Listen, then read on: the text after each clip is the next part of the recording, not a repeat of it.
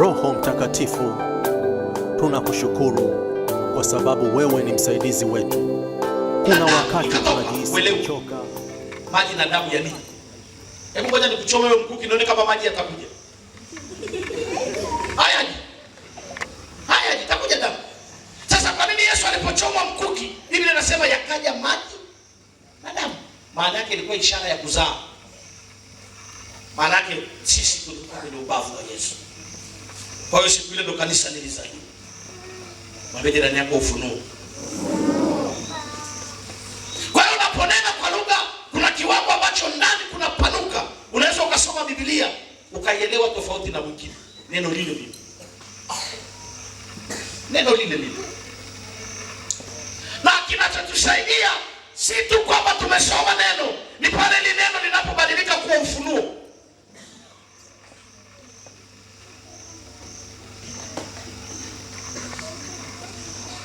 Kwa sababu maneno mengi yaliandikwa hapo, unatumia kitabu cha Isaya. Mungu akuongea na wewe, aliongea na Isaya. Sasa linabadilikaje kuwa na kwako?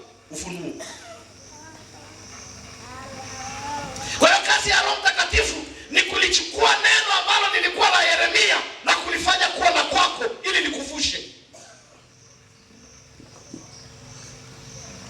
Kwa hiyo unaposema, Bwana, wewe ni Mungu mkuu, hakuna Mungu kama wewe na hakuna neno gumu usiloliweza, ni lazima hilo neno Roho Mtakatifu alichukua kutoka kwa Yeremia alifanye la kwako ili likuvushe. Jina la Bwana libarikiwe. Bwana Yesu asifiwe. Haleluya. Naelewa sasa umuhimu wa kunena kwa lugha. Unaweza ukaona ni kawaida tu kuendelea kunena kwa lugha za kwetu. Hakuna mtu ananena kwa lugha akifikiri labda ndo amekuwa sana kiroho au ndo kutishia wengine kwamba na mimi siku hizi nimeokoka sana.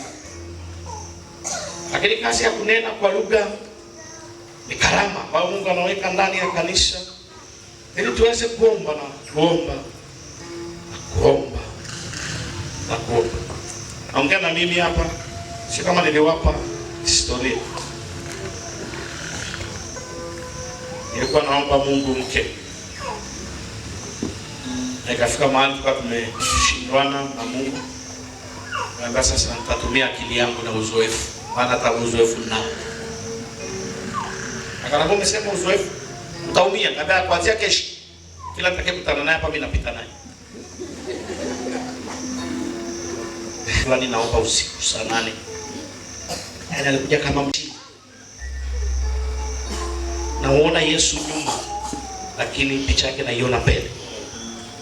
Alafu siwezi kuinua kichwa nitazame. Kabakisha kichwa pale chini. Nikaomba kwa kunena kwa lugha. Nakuja kushtuka nimeshaomba lisali 1:30.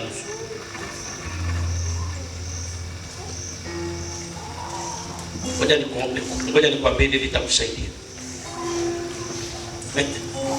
Naongea na wewe hapa. Unajua kwa nini watu wengi wanasema kumesa? Mungu anamwambia kijana endelea kuomba, mke wako yuko mahali. Na unasema nataka ni wewe mwenyewe sasa hivi kwa akili zangu. Mungu anakuambia kwako ndio yuko anamalizia chuo. Si ugoje? Nasema namuona fulani cheupe yuko mahali ananifaa. Anaambia kila la heri baba. Naenda unatafura. Siku 2-3 ndio imepata ajali. Show ya pili imeisha. Ndoa haifaiki. Mungu anakuambia si nikwambia ulingoje. Sio kwamba huyo uliyemuoa sio mwanamke, ni mwanamke lakini si wa kwako. Ni wa mwingine. Kumbe kuna kiasi cha subira ulitakiwa uwe nacho ili Mungu atengeneze mazingira ya kukutana na wa kwako. Kwa hiyo nikawa nimefika mwisho nikamwambia Mungu swala la kuomba mke tena